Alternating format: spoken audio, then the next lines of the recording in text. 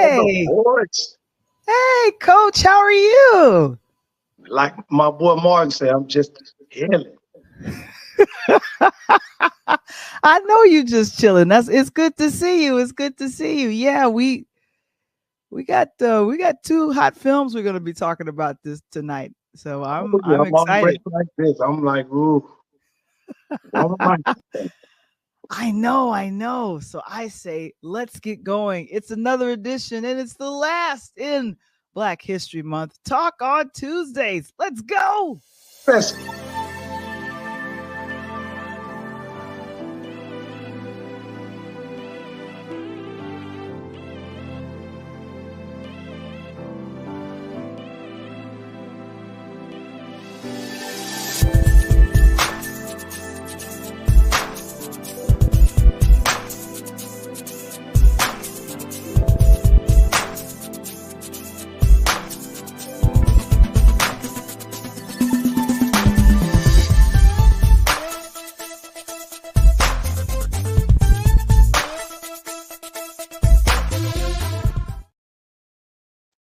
man, I was sitting there just grooving. It's another edition of Interludes Extra Talk on Tuesdays, and we are back in the saddle doing our thing. And of course, this episode is brought to you by what? A new ebook. It's called A DJ Saved My Life. That's right. I'm writing books, Coach. Last night a DJ saved my life. You better sing it. Last night DJ saved my life, baby. But I was sitting here all alone. Just one boy. Gotta get up, gotta get up, gotta get down. But don't get me started. Don't get me. Hey, I may think this karaoke night. Oh my gosh, I know. So this is a new book. It's based on my advice, the ABCs of podcasting, but more important, it's talking about why and how interludes, podcasting, and virtual DJing on the ones and twos saved my life. If you guys want to go ahead, pick up a copy, scan the QR code.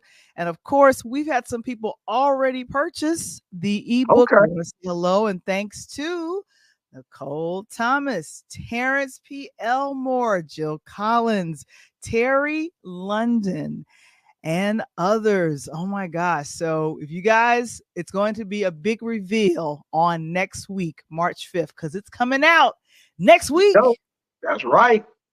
I'm excited. I'm excited. That's what's up. Let's see who is in.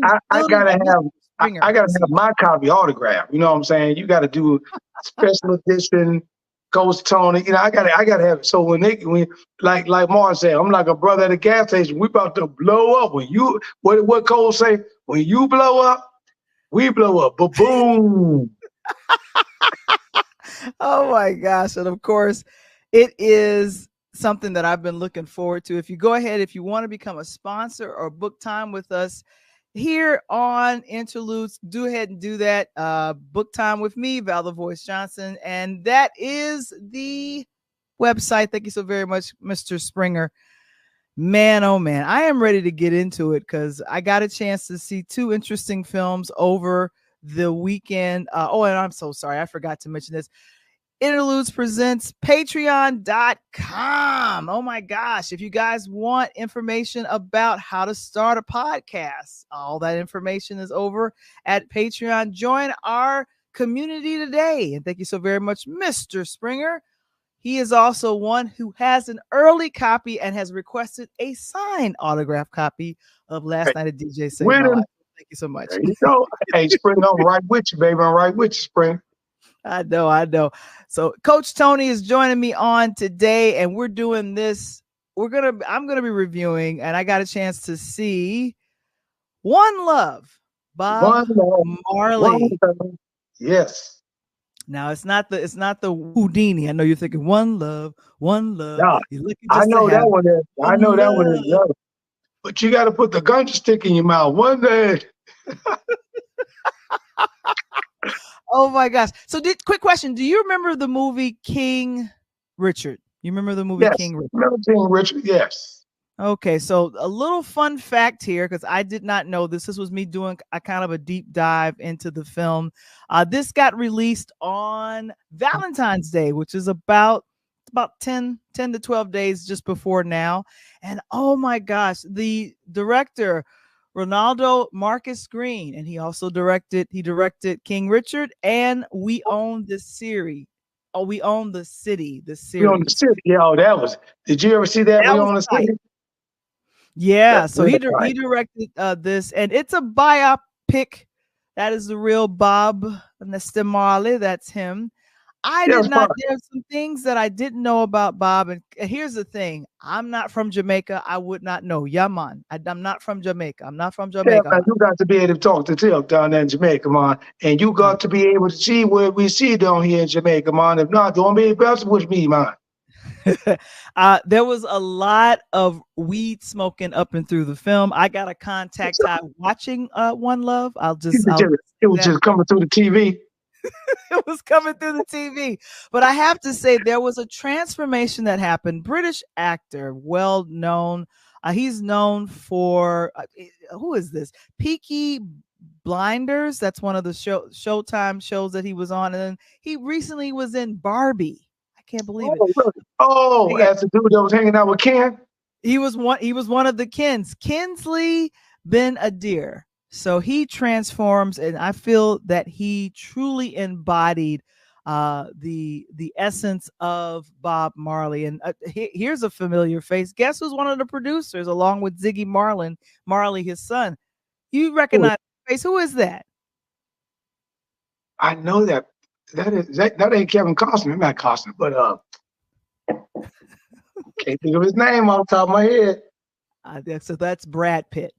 Pitt, yeah, I can see. I knew I saw his face in some movies. So he had something to do with this. He was one of the executive producers on it. So Oh, I saw his name come across in the end credits after seeing some things about Bob, and I'm thinking he produced this. so that's a huge expansion in his mental mindset. I bet he really wanted to jump on that project. One, because it was Bob Marley, but two, just probably just to learn a little bit more he didn't know. Yeah, and here's the thing. This is one of the there's been a lot of films that's been done about Bob Marley, but this is one of the few that has been approved by the Marley family, as you see pictured here. The lead See? actor, Kingsley Ben Adair, and then you have Ziggy there in the middle, and then of course you have Brad Pitt, who's putting up the money for it as well. But what was good was that, now keep in mind, I said Kingsley. Kingsley is actually a British actor. Right. So he has a very strong British accent, but somehow he mastered the Jamaican accent very It's well. like it's like you're born Get Out. He's from London. He got to get out. He's learn how to speak English. So I get it. Yeah, so I'm sitting here going, I'm like, I'd love to see this. Love to see this film. I'd love to check it out. And when I kept seeing the previews for it, they previewed this movie like nuts, like in like November and December. So I was like, Yep. as soon as this comes out, I'd love to see it. And so I checked it out, and so there is some phenomenal actors behind what we see. And one of the standouts is the young woman who portrays Rita Marley. And I saw a scene with her. Lasana Lynch was on the press tour doing and acting and talking about this film. I mean, she transforms. I know you guys know her from one of the James Bond films, The Woman King. She's really great in that as well. And I'm Yeah. sitting up here like, okay, let's go, honey, let's go. No Time to Die. That was the Bond. That was the Bond movie. No She's. time. That was a good one too. I know. James Norton from Little Women is in here as well. Ashton Barnett Jr., Tolson Cole, House Party. I don't know if you remember that they remade House Party. So there you go Yep. with that. Remade House Party. Yep. But yeah, so it's a good mix of English, Jamaican, as well as American actors that's in this film. It was shot in Kingston, Jamaica, and so I'm sitting here going, hopefully things was to the liking of Ziggy Marley. I believe he's the eldest of the children, of the eldest of Oh, children. And here's the thing: What do you know and what do you remember about Bob Marley? I'll ask that of the chat, but what do you remember and know about him, Coach? Well, on the DJ side of the house, Val, he had just phenomenal side on the music, and so I was always a big guy here for music, and to just listen to a lot of his music outside of One Love, that album that he had put out, several albums that just absolutely phenomenal, and then to be in position to be one of those guys that your country look up to as I though like you're an know. athlete or a superstar. Marley had that type of status, and and the fight.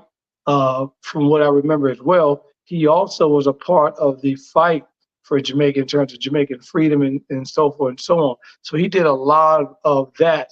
He wasn't just your typical artist, but he actually stood in line like a Jesse Jackson does here with Rainbow Coalition. That's the same thing that Bob did there for his own country. Yeah, and the one thing that I will say about this is that he just was very well known when it came to number one his music. It was first Bob Marley and the Wailers. The Wailers, yeah. Rita, yeah, and Rita was his backup singer and did that type of thing. And I asked you guys in Facebook, like, could you name your favorite or vote on your favorite Bob Marley song? And so if you guys could let me know in the chat which one of those songs that we voted on. Now I'm gonna look in here and check it out and see who voted for what. But I'm telling you, I'm taking a look at it here, and my goodness, the votes are in. The votes are in. There were 7 songs, and I'm gonna run through them real quick. Jammin', that came from the album Exodus. You remember that Yep. song? Could You Be Loved? The Could Sun you Is be loved? Shining. Yeah. War, War. Rastaman Vibration, Redemption Song, I Shot the Sheriff. I remember that one I too. shot the sheriff, but I didn't shoot the deputy. And Three Little Birds, which is Don't Worry About a Thing. Yep. Yeah. So So, I'm gonna give you mine real quick on the okay. DJ side house. If the question for you real quick before I give you my answer, were you able to see the movie in those big old plush seats that they got in the theaters now? Yeah, I was. Myself and a few others that went to check it out, we were able to do the nice recliner. Now, I was really pushing to get the Dolby stereo sound where I could be engulfed by the music and it could vibrate through the seat, but we didn't get that lucky, but we But you did gotta check it be out. if you got the seats like that, you got to be engulfed with the. So the other question is, did you go to a normal theater or did you go to the hood theater? I went to a normal theater. I stayed away from the hood theater so because I didn't want people talking through the movie. You got to go to the hood theater. So they tell you about the whole movie before it starts, and everybody's smoking, and somebody going. If you go to the bathroom and come back, somebody in your seat. You know what I'm saying? I don't excuse me, I have outgrown all of those things now. I don't do them anymore. And thank you so much, Mr. Springer, for that. Oh my God. but but but the song that I've got to say, my top two, that I think Okay. is probably the top two ever by Bob. I love War. War Okay. was a great song because again talked about the fight and the plight that was going on with his people there in Jamaica. And that song War was ridiculous, especially on the club scene back in the day. And then like I just threw what was the last one you just said? You mentioned the last song. Could You Be Loved? The Sun Is Shining, Redemption Song, and I Shot the Sheriff. I Shot the Sheriff. That I Shot the Okay. Sheriff song, it went across all genres. The one thing that was cool about that, it reminded me of an old Bruce Springsteen type feel. When Oh, you okay. when Bruce just had that, Bruce just had he was king. Bruce just had that rock and roll hit that I don't care if you was in a house party or if you was in an R&B party, they dropped that on that. You knew who Bruce was. You knew when you heard a Bruce Springsteen song. And I think the same thing for Bob Marley at this time, setting himself apart from the other singers that were there. There was obviously a lot more singers in Jamaica coming up at that time, but Bob was just so big. And when he did that, I Shot the Sheriff. That was a whole nother level for me. Well, the winner, drum roll please, the winner for the favorite song out of the 7, and thank you guys so much for voting out of the 12. We have a lot of votes here. It is Could You Be Loved from the Come on, man. Uprising LP that was released in 1980. So that is people's favorite that voted. My personal favorite is Jammin'. Yeah, I Jam was hope that. you like jamming too. Yeah, yeah, that was. Tell you, if you just gotta. Sometimes people look at the mainstream song on an album, which is not really sometimes always the cut. Like you were just saying. But now, where did Shot the Sheriff and War fall in those votes? They were 2 and 4 Okay. respectively. Yeah, so they were there. Now I don't know if you remember One Love at one point, that particular song, One Love, was actually was used by the Jamaican Tourists Association to welcome people to Jamaica. Like they would play it and have people, come to Jamaica based Sure. on this song and feel all right. So I was Right. like, Oh okay. yeah, I remember that. A lot of the commercials. Mhm. Yes, yes, yes. Those commercials that came, and I have to say, the press tour, Ziggy went with Lashana and Kingsley everywhere to promote this film. It was well received in Jamaica when it premiered. I want to say Nice. about a week or two before its international release on the 14th. But it has done wonderfully. To date, is made 128 million. Oh In wow. its opening weekend, it did about 30 million. So, congratulations to the entire cast as well as Ziggy and everyone like that. Now, this is my only criticism. Uh, I understand we tell the biography stories a little bit out of order. They only kind of focus in on I want to say 1976 to like almost to him leaving and him passing. But, it's a little bit of a hint, unfortunately, that Bob was a little bit of a ladies' man on his wife. And he has, I believe, 9, 10 kids. I'm not sure. How many do you remember, Coach? I think he has about. Not sure, but he should Mhm. have saying Papa was a rolling stone. Wherever he laid his hat was his home. Till he Lashana, died. Lashana Lynch kind of plays Rita Marley with this very reserved.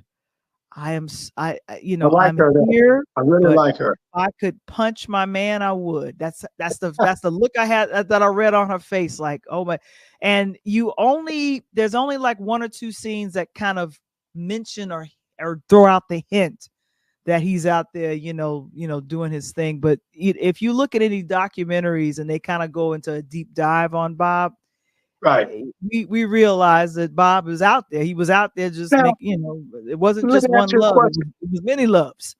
So let me ask you a question. I'm about to read someplace too. Wasn't he a pretty good soccer player as well? Yeah, yeah. One thing that he unfortunately, I believe there was a scene where they showed where he injured his toe or injured his foot, but unfortunately, he developed some type of skin cancer. Oh And wow. unfortunately, I think he was so focused on making music and touring that he decided, you know what, I'm just going to keep going. And he didn't really check that out. There was a very powerful scene where the doctor's letting him know, okay, this is what's happening with you and you're going to have to slow down or this has got to happen. Sure. But the most powerful scene and it was early in the film. I was thinking, why did this come so early in the film? Where I didn't realize there were people that was trying to kill him. And he was in his home. He had just finished the rehearsal. And he makes eye contact with the young kid that shoots him. And he shoots his manager. But the Wow. look that these two actors give each other, it's kind of like, come on, man. I'm in my own home. I'm in my kitchen. Don't do this. And the young kids got that look like, I don't want to do this, but I've been instructed to. And Yeah. I, If I I don't do this, read it's all gonna of be that in either their me or facial you. expression. emotions. But what was most powerful was later in the film, this young man comes back and he asks Bob to forgive him. And I got a little emotional because I'm thinking this is pretty powerful here. Wow. And so yeah, so I'm sitting here going, a lot of people are saying, oh, the film is whitewashed. They don't really, delve into his his family life. They don't really talk about his womanizing and all the rest of that. And I'm thinking, do we really need to get into that? And think about it. Ziggy, who is by Bob and Rita, I guess he was like, we'll mention it, but I want y'all to focus in on the music and the purpose of why he did the music. Let's focus in on that. I think if you'd have done a film in that direction and did that, it wouldn't have been well received. And nor would you have received the message that Ziggy was talking about. It would have been lost in translation. And I think it's real good. And we talked about him playing sports as a different thing outside the music, because he was playing at that time that Pele was hot. Yes, he sure was. Yeah. So you got to remember, so you're playing on that side. So that said that Bob was a pretty decent athlete, and then to make the music, and sometimes the music just consumes you, and it sounds like that's what happened with him. And then he moved on. And obviously, he was able to give it and pass it down to his kids, and then Ziggy's been able to run with it. Very much so, very much so. And then other parts of his kids have been as well, because I have to say, if you have the last name of Marley, and this was interesting, some of the kids that were by other lovers or other women, Rita Bob wanted them to all have the last name Marley, and some of them, unfortunately, she was told or she was instructed to raise them, and so it's just. I praise Rita, number one, for being such a strong woman, for being someone that stood by Bob's side besides the crazy. She's the one in the film. There's a powerful scene with Lashana Lynch and Kingsley where, them as Bob and Rita, where she calls him out and says, look, it's getting to your head now. And this manager that you've hired is taking your money. So I need you to pay attention to this. And it was kind of like a bubble up, because I was just like, why does she look so pained? She's singing these great songs and she's looking like, if I could punch my man, I would. That's the look I read. Right. Because I'm out here singing, but you paying me Babyface and Tony Braxton money. Pennies on the dollar. So if you haven't seen it, it's still in theaters. Please, if you are a fan of the music, and please go check it out. I'd see just for the Lashana Lynch and Kingsley Ben-Air performance. They are phenomenal. I felt like they truly embodied Bob and Rita. And then, of course, the other actors that are in the film, they literally round things out, and it's beautifully shot. And the gentleman who did King Richard, he directed this film. So please give it a watch if you don't want to go to the theaters, make sure you go ahead and stream it at home when it becomes available. Or as Coach Tony's recommendation, go to the hood theater so you can just enjoy everything. I don't know if I want to go to the hood theater. I don't know. You will feel like you're in Jamaica, because there's going to be some ganja going on, some talking going on, everything. All I just tell you, use the bathroom before you go, because your seat will be taken when you get back. Oh my gosh. So guys, make sure you subscribe to the YouTube channel if you haven't already. And then, of course, go ahead and hit the like button. Even if you're on Facebook, go ahead and hit the like button, and we'll go ahead and do that. And we appreciate it. I see some folks are watching us on Facebook. My cousin out in California, Petey, is checking us out. Thank you so much for checking out. And then, of course, Kara Jolliffe, who was a professor at North Central, just tuned in. Hi, Kara. Okay, Kara. Hey, while you tuning in, make sure you like us, you share us, and more importantly, subscribe to Interludes Talk on Tuesday with my girl, Boom, Valid Voice. And you already know me, Coach Tony. We're going to do our thing. All right. It's time to go into this one. Yeah, I got one. Let me get my pom-poms out. Hold on. Go get my popcorn. Oh man. Okay, so I asked Tony to watch this so we could properly review this and talk about it. And of course, I'm grateful that we have a little bit of a difference of opinion. But Tyler Perry released on over the weekend, I think on Friday, February 23rd, Mea Culpa. Now, that is actually a Latin term, and it's something it means something legally. There's been a couple of films that name that, and it means, what does it mean? I had it written down here. It means something, and I forgot what it means. But anyway, when a criminal defense attorney, and this is portrayed by Kelly Rowland, takes on this murder case where she's defending this multimedia artist, a painter, Zaire. I don't even know if that's a real name. Portrayed by Trevante Rhodes, and of course, things are not as they seem. It's painted as an erotic thriller, and she's trying to, find and defend the innocence of Zaire. But is he really innocent? We don't know, because he's got this scowl or whatever. Anyway, Tyler Perry, this is him. I say innocent because he didn't go to jail. So he's a seductive client. He's someone or whatever. So this is something that he's written and directed. Yep. Trevante, if you recognize Trevante Rhodes, most notably for the Oscar-winning film Moonlight, and then a few other films that he's done. And of course, one of my favorite actors, Aronco Lee. I love this kid. He was in Survivor's Remorse. And so, yeah. And then, of course, Kelly Rowland. Most famously, you know the Survivor's Remorse. You know what that was about, right? What was that? I said, when he was in Survivor's Remorse, you know what that short film was, who that was about, right? The series was actually done by our LeBron James. Yep, LeBron James. There was a play on that, so that was good. But he played, again, the same solid role in this movie. So I'm gonna let you, give me your spin on things. I'm gonna give you the other side.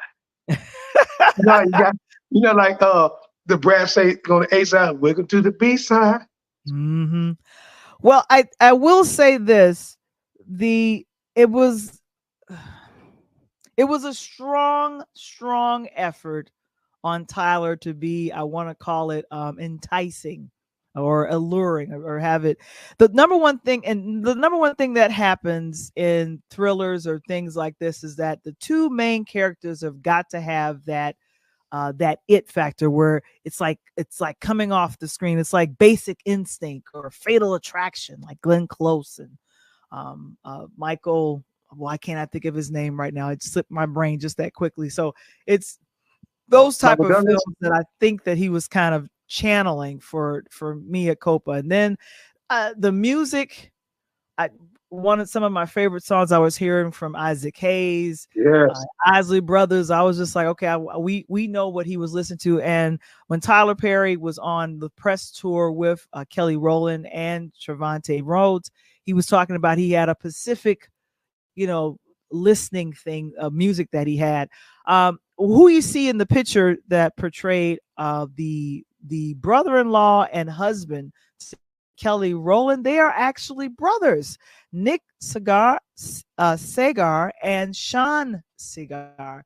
They are from England, and I know Nick from the Princess Switch on Netflix. I don't know if you guys have seen those Christmas movies. He plays this really nice, cute guy that is in love with one of the princess, but he's not a lovely, sweet guy in this one. So he's being a real pain. Kelly O'Malley plays the mother-in-law from You Know Where, and just some of the lines that Tyler writes, they're almost. It comes off so raunchy. No, it's not raunchy. It's just why would it monster-in-law? I was thinking about the J-Lo and the other film, the film that J-Lo was in, but for some reason that was cleverly funny. But unfortunately, Carrie O'Malley is portraying Azea, the mom who has cancer, supposedly has cancer, is Right. just so downright mean to Mia, and that's Off the rip. Kelly Rowland's character, and that's his. This is Nick, her son. And I was thinking that, okay, so I guess the father is black or whatever, but whatever. And then of course I was trying to figure this out. Adrienne Baran, she plays Jenna. She's married to Nick Cigar's character, and she's carrying a very dark secret that she hasn't revealed, and she should have revealed, but we're gonna keep that moving. But you got this gentleman here. You got Zaire, who is insisting, number one, let's meet at my loft. What is that about? I don't. Do you want to take me on as a lawyer? He's smirking. His character is smirking all through the film. And I'm like, why is he smirking? He's up for murder. Is he really up for murder? But then there's a couple of times where he gets serious, like, I didn't do it. I didn't kill my girlfriend. And I'm looking like, why are you delivering your lines with such deadpan? And I was like, I've seen you like this like is OJ. The glove don't fit. I don't understand it. But the best thing about Mia Culpa, Coach, is how it was promoted. Now, I love y'all, and I ain't got to even say for promotional purposes only. Mm-hmm. Now, on the B side, for y'all guys out there that's listening, I liked it.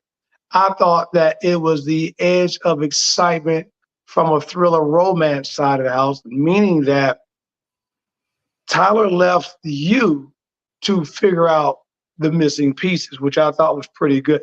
The only thing I didn't like about it that I thought he could have done better is that I thought he could have set up the intro of the movie better, meaning that, they went right into the legal situation with Zaire. I thought that they could have at least, because the husband and wife, her and her husband was having problems, could have maybe said, how some films, Val, say, 2 years ago, and went back to show up into the situation. I thought they could have went back. He could have done a better job of went back to the actual case itself, where, like How to Get Away with Murder, how they used to flash back and show what actually happened at the house the night the murder occurred or whatever, and then allowed you to put the pieces together after you thought he did or he didn't do it. And then the thing that I really liked about it is that he simply got his lawyer, Kelly Rowland, intertwined into a spider's web, and he asked her, you got to choose from the right side of the law and right and wrong and representing me, or you got to choose from the wrong side and come get this chocolate. So, and wait a minute, Mark is on here being completely bad. He's like, oh, just admit it. You have a crush on that brother, Val. The child was born in 1990. He's young enough to be my kid. I can't. Hey, Mark, in 1990, I was getting in trouble. But I'm just saying, you got a situation like that, Val, so he leaves it. So you got to think about this real life situations. I'm sure those occur. And what I thought about, the first thing I thought about when I went through is what is in the news right now? What's in the news right now?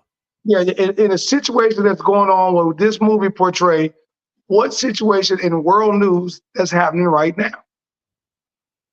You'll have to tell us, Coach. The DA in Atlanta with her supposed lover in Donald Trump's situation. The only thing is different, there's no murder there.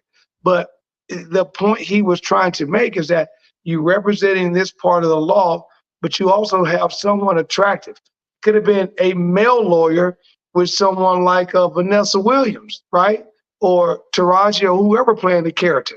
And you got to decide, hey, do I stick to my grounds and represent this case, or do I put my entire career on the line? Well, the crazy part about this was he knew from day one, as he told her.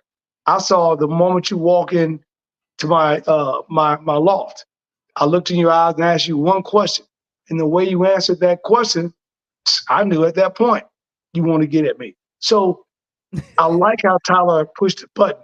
The piece that I really didn't like what he did is that I thought that tying the murder situation, because the whole movie was about this person that got killed. I don't want to give it away for those who haven't seen it, but the whole thing about this person that got killed, Tyler just never showed any of that, and it made no sense. And then when Kelly runs up on the young girl in the DR file, she only was in two scenes, right? One on the picture and one in that scene, and she was the one that's supposed to be dead. So that's the only thing I didn't like about the And movie, but overall, I thought it was a good love suspense movie. yeah, and you're getting some love for Mr. Springer. He says good recollection, coach, and appreciate that as well. So I'll go back to my initial point. I believe the best way to market a film is what we saw in the press that happened throughout, I want to say, the week leading up to Friday, February 23rd. You had Tyler, you had Kelly, you had Trevante. They were out here. This is from, I believe they had a New York premiere, and a very famous theater guest came, Miss Beyonce, and of course there's Kelly with Michelle Williams. They I should have don't broke know, and out I wanted to to a just song. briefly mention this. I just wanted to briefly mention this. They kept, and now Beyonce released some country song, and they kept bugging Kelly about Beyonce and what she was doing. What's your Yeah. thoughts on that? Well, you and I had an in-depth conversation about that. I really liked the way she handled it. So last Mm-hmm. week, prior to the release of the movie, Destiny's Child had gotten back together. Obviously, she had told them what she was doing. So she ended up on NBC, and Savannah Guthrie ended up interviewing her. And the day that she interviewed her, the previous day before she did that, she was supposed to be on a talk with her and Hoda. And Hoda is obviously the newscaster from NBC in the morning. And supposedly the situation that Kelly walked away from the talk was because she didn't have a proper dressing room. And And not the talk, you mean the Today Show? yes. And Mm-hmm. Right. supposedly Hoda was like, I didn't know nothing about it. I had Mm-hmm. no idea because I just thought it was just go back here, you guys come out and have a conversation. And Hoda was like, she never mentioned it to me. As a matter of fact, we were backstage laughing and joking about everything. Well, when all the smoke died down and they came back the following day, they found out it had nothing to do with the dressing room, but it had something to do up on the interview. And as she was being interviewed, she was asked about Beyonce's Texas Hold'em, the new song off her country album. And Savannah Guthrie wouldn't let it go. And she kept saying, that's my sister, good for her. But I thought we were talking about this movie. And then she made a comment to the fact that, oh, we'll get to the movie, but let's talk about Beyonce's album first. And what do you think about this and that? And then she started to kind of roll her eyes and kind of push back a little bit. And then she just said after a few minutes in the interview, you know something, you figured out, took a mic off, stormed off the stage and left the studio. Well, the following day, you remember Big Ticket?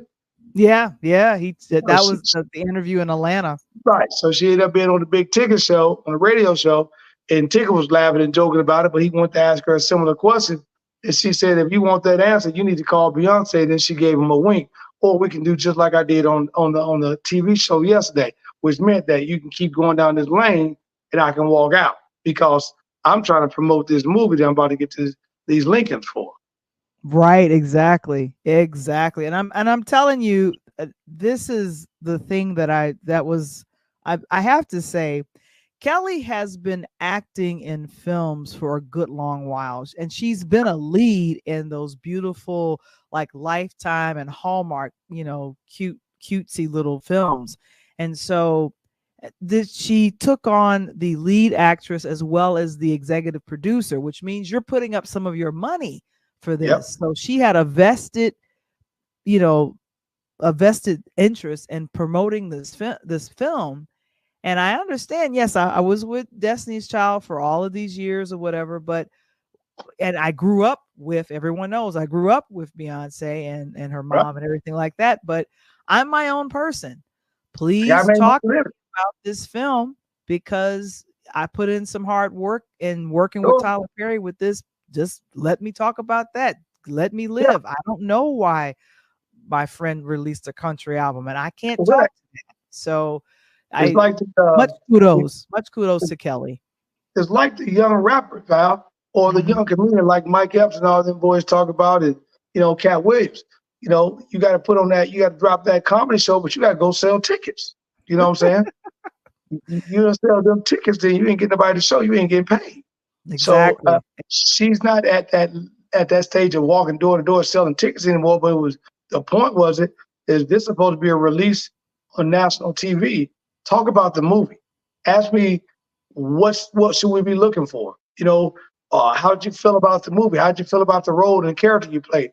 They didn't ask her one thing, and it ended up being a downfall. But you know what's funny, Val? In the last 2 or 3 weeks, Beyonce's name's been popped up in everybody else's business. Have you noticed that? During the Super Bowl, she Mhm. popped up on Usher. Doing Kelly's, she pops up on Kelly. So if you're going to give free marketing, I think she's done a heck of a job of doing that. Yeah. Well, I now need to get to Tyler. I got to go in right now. I got to go in. So this is this is Barry. So With the let's drum talk about the roll. good stuff. The good stuff is that he's from the films Good I movie, started to good movie. notice a change. It started with this particular film. This came out in 2012, Good Deeds. Mm-hmm. And he was the leading man in this, but there was no chemistry between him, Gabrielle Union, and the other young lady that's in here. Just there was no chemistry. So I was like, okay, well, he's probably got to pass. He's got to give that out to somebody else. Then a couple of years later, he does this. He does Tyler Perry's Temptation. The Yeah. actors in this particular film, they did actually have some I want to call it some chemistry there. And it was good to see Brandy in here as well, kind of like a Right. cautionary tale, trying to warn this person. Acrimony, That one Taraji was the P. killer. Henson. Ooh, that was the killer. And that was during Taraji's heydays on Empire. So everybody would tune in because it was, they trying to see what Cookie doing up in this movie. Yeah, so a lot was happening. A lot was happening with that, and so that was really sad to hear about that. That's interesting. I'm hearing a lot of hail right now. It's a weird thing. And then of Ooh, course in 2020, this film Fall from Grace, a really good film, but still he suffers from that weirdness of is this the the screenplay, is it strong, or is it, but I liked it. I thought this was one of the films that he did for Netflix that I liked, but some people criticize this one as well, but it's another one of those films that's on the darker side. It wasn't comedy, right. it was no Madeir, it was on the dark side of things. And I think that, with Tyler, I guess my opinion on that is, how we were so used to watching Denzel Washington in certain characteristics, and then all of a sudden he came and played American Gangster, and then Yeah. after that he came back and played his boy Tyrone in the movie that just lit him up, you know, and and when we saw that with Denzel change that hat over, well, you're looking at what he was trying to do, and I think out of all the movies, like you and I talked earlier today, that Acrimony with Taraji was the closest thing I thought about this movie that we looked at today. And the only reason why I say that, same kind of layout, different situation. In Mm. that movie, this dude was a crazy guy here. In that movie, Taraji was insane there. They was on the boat, they was on land, but it was the kind of similar concept. The only difference was Raja didn't have she had no way to come back out that water at the end of the movie. This one here, he kind of made a good situation bad because the bad people that did something, none of them lived. So it was a good twist on thing, but I think that Tyler is trying his best, in my personal opinion, to get away from Medea. You know what I'm saying? Okay. And when you're looking at that, and you've done so many years of it's only so many things Medea did. She did everything all the way to going to jail. He put Medea in a whole situation except Medea staying in prison. That's about the next movie he could make because she was on her way there. But it was so funny. And then when you see him to branch off in some serious movies, it was kind of hard to take him on the serious side because there's so many Madea movies, right? I Yeah. love the one with Idris Elba, and that was one of the most serious one with the baby with Daddy's Girls. Three, And yeah, Daddy's Little Girls. I yeah, actually like that one, but I I like love that. Idris though. Yeah, exactly.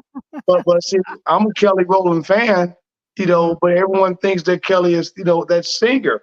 And again, that's why you can see she got upset because she said, "Hey, I am trying to take this career in a different direction, especially coming off of SGA strike. And I need to make some money. I need to get moving.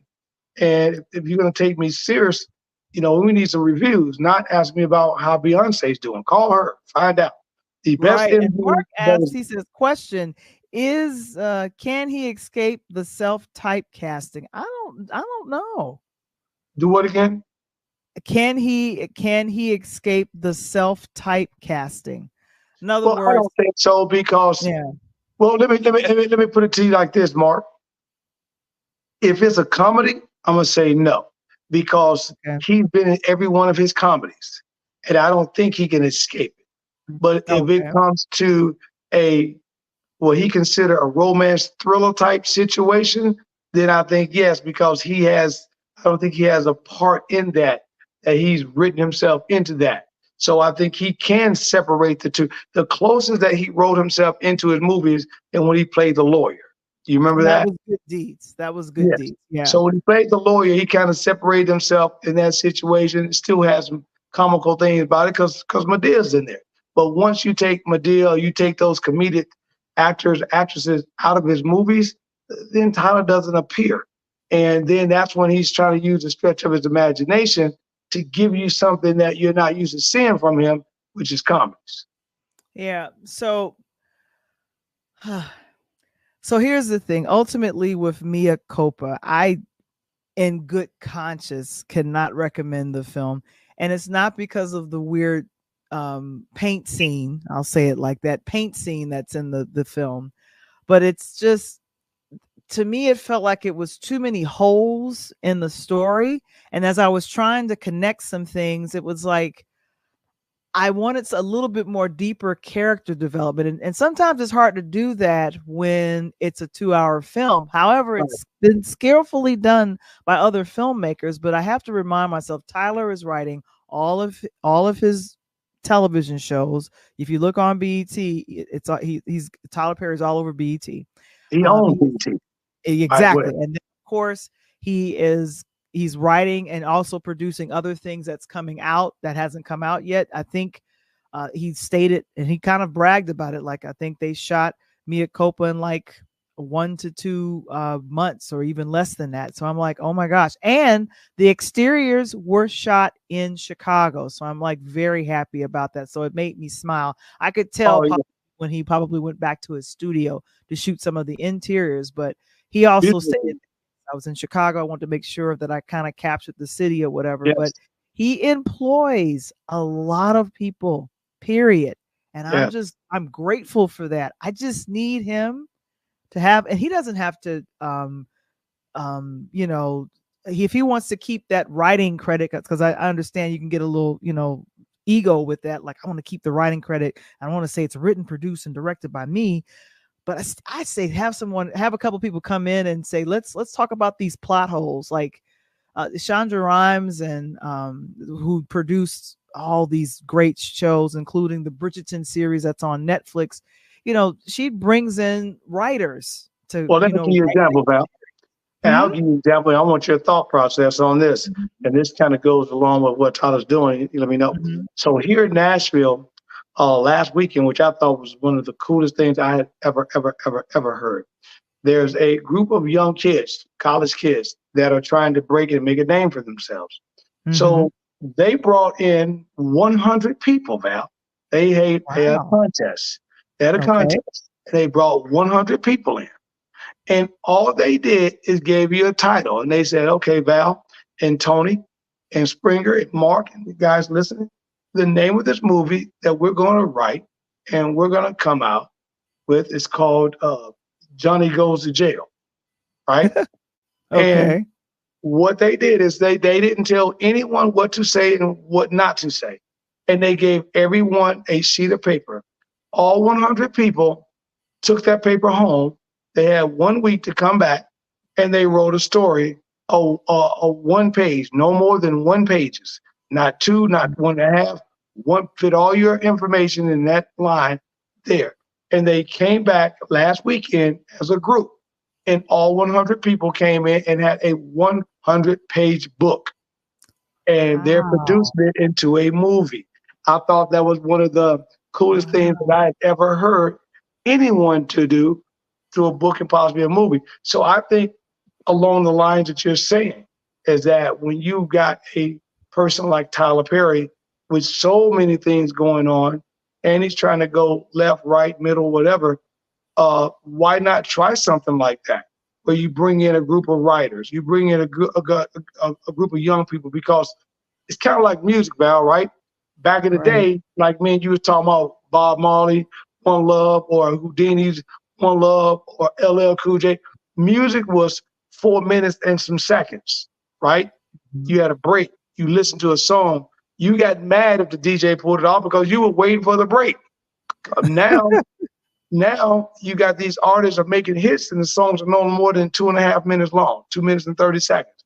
But the moment Mhm. they come on, they're going off, and they're smash hits. I'm like, he ain't said nothing. So I think that when Tyler's doing these movies now, he's trying to stretch your imagination out. I think he's trying to figure out, okay, I'm going to see if you like it or you love it, or you're kind of like in the middle, and that's going to kind of set him up for the next thing he's trying to produce. Yeah. And so, like I said, he has stated he does not care. I'm telling you, review after review after review, they are dogging this film like it is horrible. And that's It's great. And one of the worst I'm like, written films on Netflix. I wouldn't care. And I'm like, You know why I I have wouldn't care, Val? I have issues with the screenplay and I have issues with the paint scene. So yeah, Right. that's And, what I got. That's all I got. and, and I love the paint scene, fellas. Love the paint scene. No, I don't. And the That's a thing, thumbs and down for me because all I was hey, thinking is somebody gonna get infected with this hey, paint? So that's all all we're I'm gonna say. saying, That's all we're gonna say. you and I like Roger and Ebert, right? We like Cisco and Ebert at home, right? Sitting in the movie theaters. And I'm gonna give it thumbs up. I like the paint scene. I just want to know what kind of paint they use it. But but the other thing too, what you just said is that that's what's going to make the movie sell. He understands that, Val. The more haters you get, the more people want to know why you hate the movie, so the more people are going to watch it. If everyone loved the movie and all they say, oh, Tyler Perry, oh, it was a beautiful movie. Oh, Kelly wrote, ain't nobody watching that. But the moment you say, man, it's this, I hated that movie because of such and such and such and such, then people want to know what's that such and such, and they're going to watch that movie. Right. And Mark says sometimes folks don't like to give up power, referring to Tyler, writing and directing everything. Sometimes you have to delegate. Can Tyler delegate? I don't, in writing and directing, I don't think so. I don't think so either, because he's been doing it for so long. That's like asking Michael Jordan to score 20 points and let everybody else do it. Mike ain't gonna do that. He gonna tell you, you better get out on the court and be hooping, get your own 20, Wait, right? Mark said if there is body paint, that's all we're gonna say, Yeah, man. Mark, that's some body paint, Mark. Hey, look, hey, Mark, I'm from the South, baby. You know how they painted up the L back in the day? That's what kind of body paint, just like they going, hey, Val, that's that Dan Ryan South Side to West Side paint on the L, you know what I'm saying? No. Like I said, I can't in good conscience recommend the film. All I can say is that I unfortunately I miss Madeir. And this is the point I want to make. Tyler, for your Christian community that loved you and built your career, you built your career on our backs. You gave us good family clean entertainment. Can we keep the paint to a minimum? That's all I'm gonna say. We're gonna keep it moving. There you go. And all I'm gonna tell you, Tyler, is good job, boy. I'm glad you expanded the imagination. And in order for you to capture that other crowd to bring more men into what you're trying to do, these are the type of movies that you got to continue to make with the actresses like a Kelly Rowland. Go get Beyonce. I don't care. Whatever you got. Go get Taraji and pay. And this time, pay Taraji. You know what I'm saying? Go get Nikki back, boy. Go get Nikki and pay Nikki some money. But whatever you do, you got to continue to push this because the movies that make arguments are good movies. And I think you're doing a great job to get away from Madea. Keep it moving. I saw in the chat a little bit later, and I wasn't going to mention this, but it's hard not to mention this. You heard about this young lady, right, over the weekend? That really hurt me. As much as I really don't care for Wendy Williams, to know what she's going through and all that, just kind of hurt me. That was just And by the way, send a shout out to my girl Mayana. What's up? What's going on? Thanks for checking in here on Interludes Talk on Tuesday with my girl Val the Voice, and you already know me. But I hated to see what's going on with Wendy. What did you think about that, or what do you think about that whole situation? Well, they did a documentary, and I haven't had a chance to watch it just yet. It's currently on Lifetime, but she's the one that allowed the cameras to come in, and I've been kind of following some of the stories for it. I'll say this. I lived in New York. I did not listen to her radio show where she was very salacious and gossipy and all the rest of that. I loved her television show because that was the only persona that I knew. Right. And it breaks my heart because, I think there is a hot topics on just about every talk show that is a part of their format because of Wendy Williams. Like they literally copy that format from her. And for right now, I mean, she's dealing with some things and she's been diagnosed, but I think from some of the scenes that I saw in the preview of the documentary, there's a lot. I think, unfortunately, there's people around her that might be taking advantage of her. Yep. Her marriage, unfortunately, suffered and ended up going away. It was a lot that happened. Yeah, and that was the start of her downfall. Right. And the weird thing, the person that was always talking about the hot topics ended up becoming a hot topic. And I don't, unfortunately, like that now she's at age 59 now. She's now been diagnosed with dementia and aphasia. Yeah. Yeah. So this is tough. I watched if you want to watch the shortened version, I end up seeing popped up on my computer. I'm always on there looking at things. But if you want to look at the interview with Gayle King, I didn't know that the producer off of CBS was the one who actually she gave the okay, the only one to do it. And then Gayle came back. But to see her go through the transformational things with her mind from day to day, and I got a real life situation that I'm watching someone with dementia. It's kind of scary. And to see her have that plus the additional piece. And then the other thing is that they revealed is that African-American, mainly women, develop this 80% more than their counterparts of Caucasian women. So, it's nothing to ride home about. It's a serious situation. So even though, because you got to look at, Val, Wendy goes all the way back to 50 years of hip hop. She goes all the way back to the start of NWA, Public Enemy, Cool J, and all them coming out back in New York back in the day, and whatnot. And to see her go through the grind of that, and then to make it out of that, then get her own talk show, and then at the end of the day, this is how you remember her. It's just rough. Right. So I feel like with probably the right treatment and then just kind of that, let me make sure that I can, get I'm assuming the right medical care. I think she can quietly and privately get better. I don't know about dementia. I'm not a medical doctor. I'm not a medical professional. I don't know how that works. But for the friends of mine and people that have loved ones, either aging parents or aunts or uncles, it's tough. It is so tough. One of our people here, Ashley, yes, my mom has it. So it's very tough for anyone that is in that caregiving situation where you're Yep. dealing with someone that is constantly forgetting and not remembering you, Yep. it's heartbreaking. And then It's the hard heartbreaking. part about this situation, Val, is Mm-hmm. that your loved one gets to be home with you behind the scene because no one knows who the hell you are. And she is a public figure. So they Right. are displaying every little situation that she has or goes through.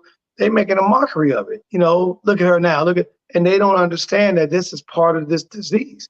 And Exactly. that's why I try my best not to even watch it, even tune in. But when I saw that, because I'm a big Gail King fan, and Gail does great interviews and talking to people about certain things. Mm-hmm. I tuned in and just listened to what Wendy had to say, and a lot of the stuff that just happened the last few years from a marriage and a downfall. A lot of times she don't even remember it right now, Beth. She has no idea. Yeah. And the one thing, uh her talk show ended up transferring hands to Sherry Shepherd. She's doing a great job. I still see I know I she, think production company still attached to it. So I feel like she's still, or at least her estate or someone is still making money off of currently what's happening with the Sherry Shepherd show. I'm not 100% sure about that. And Mark he says, my great aunt went through it, and I've had friends that have gone through it. It's very difficult. I'm talking about dementia. A lot of times they don't even remember who you are and mistake you for others from their past. that is And absolutely so, correct. It's absolutely correct. I get to see that firsthand almost on a daily basis, and it's and then the ones that they do remember, they stick close to you. When they see you, depending on what you do, if you take them for a walk, or if you take them for a ride in a car, or you just take them around the room, when they see you, they're ready to do that because they think that's who you are. But if they don't know who you are, they're looking at you like you got four heads.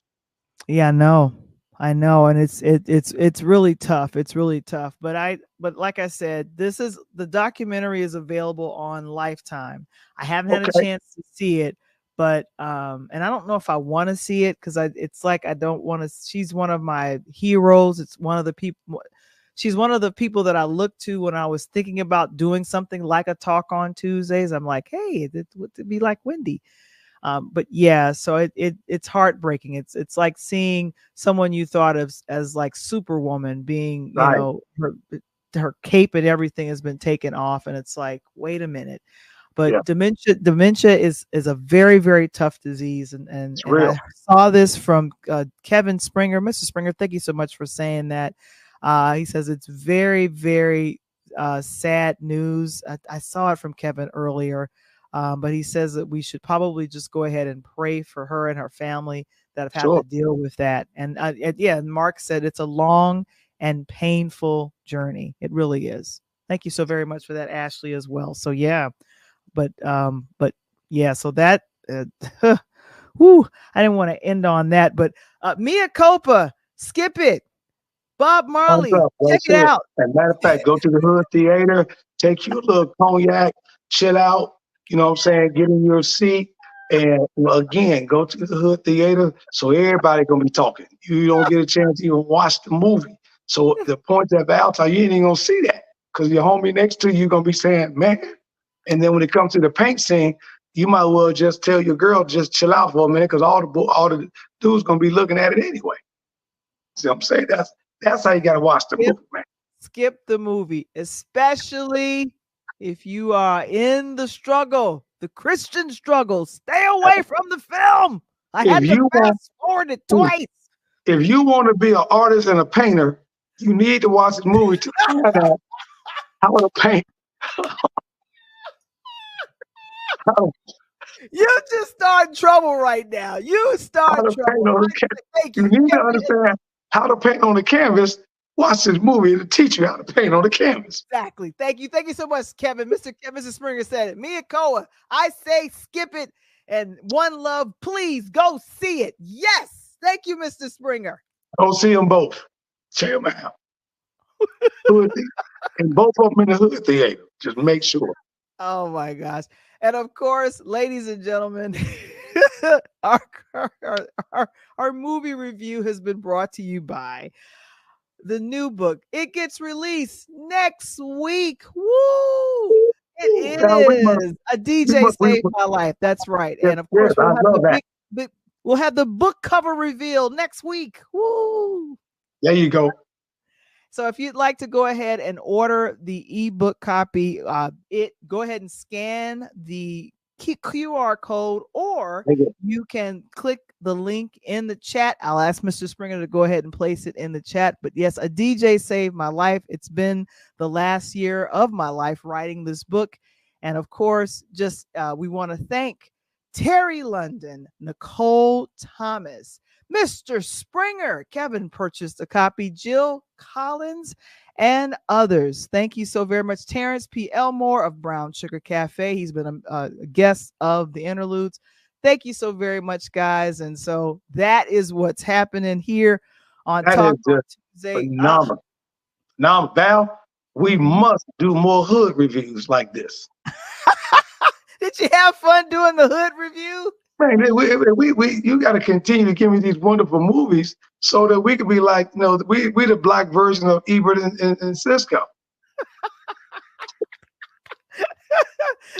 So one film I'm like, thumbs up. And one film I'm like, thumbs down. I'm like, go get them both.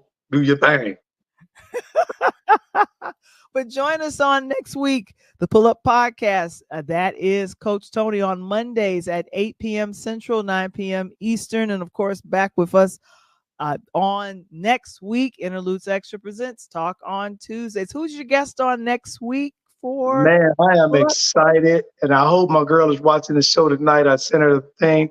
We have got a young lady that has come up through the heavy ranks, pushing in athletics, kind of like what we seen last week with my guest, Patty Medina. So my guest this week is a young lady kicking us off, Val, for Women in Sports Month for the month of March. It's none other than my girl, Jasmine Chivas, who is also in Chicago with you in athletics at the University of Loyola. So to talk to her, she's been part of the SEC at Missouri. She's a Fiskite out of Nashville. So I'm just excited to have her on the show. We go way back in the day. So it is great to see her, come up that ladder and to be in position, Val, to kind of talk to us about that climb. And talk to us about, the difference between women making that climb in athletics, right, as opposed to men. Man, you just talked about it a few weeks ago about the women that are now coming up doing things like you're doing in journalism and interviewing for ESPN and Fox Sports and all that stuff like that. So to see her giving an additional extension on what Patty gave us, it's going to be exciting. So don't meet me on Monday, beat me to Monday. Oh my gosh. So yeah, come and join us on the Pull Up Podcast every Monday at 8 p.m. Central, 9 p.m. Eastern. It's Coach Tony at his very, very best. So that'll be fun to see that. And we'll be back on next week for another edition of Interludes Extra Talk on Tuesdays. On behalf of myself and Coach, we are out of here. Peace. Peace.